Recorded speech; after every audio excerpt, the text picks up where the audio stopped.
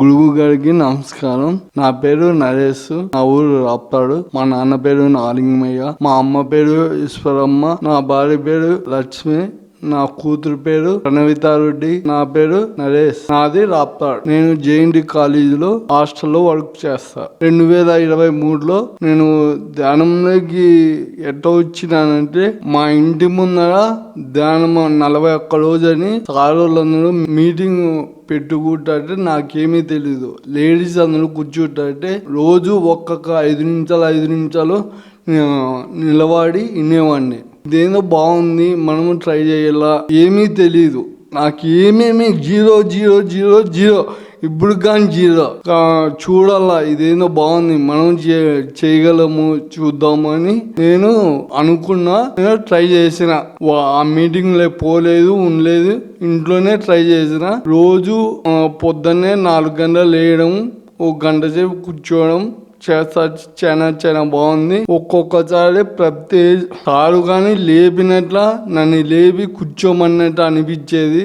ఇవన్నీ జరిగినాయి, నాకు ఎన్నో జరిగినాయి. ఉమాదేవి మేడం రాప్తాడు. ఆ మేడం ద్వారానే దాదాపు నన్ను పరిచయం చేసి ధ్యానం అంటే ఇలా అని చెప్పి మా ఇంటికి వచ్చి ఇలా చేస్తే మంచిదని చెప్పిట్టాను. ఆ మేడం మాటలు విని నేను కూర్చొని ట్రై చేసేటే చాలా ప్రశాంతంగా ఉంటుంది.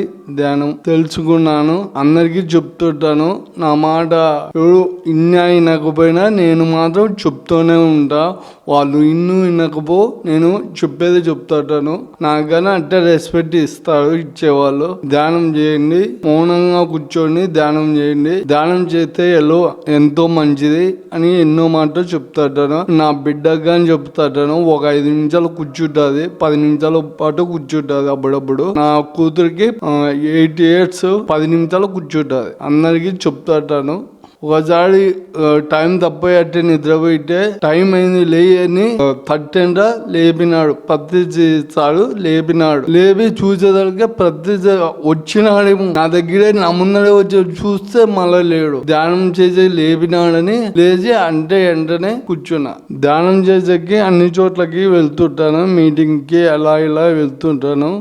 ధ్యానం చెప్పే మాట పోవాలంటే నేను దేవుని గుడికి పోయినట్టు ఉంటుంది. ధ్యానం చెప్పేసరికి పోవాలంటే ఎంతో సంతోషంగా ఉంటుంది, ఎంతో ఆనందంగా పోతాను. నా ఆరోగ్యం వచ్చేసి ధ్యానం అంటే ముందు చాలా పని ఆవులు పెట్టి అయినా పని ఒత్తిడిగా ఎక్కువ ఉన్నా. ధ్యానంలోకి వచ్చి నుంచి అవన్నీ ఈజీగా అయిపోయినాయి, చాలా తేలిగ్గా అయిపోయినాయి. నేను ఎంత అన్న పని ఉండి అవి పనిలాగా అనిపించవు.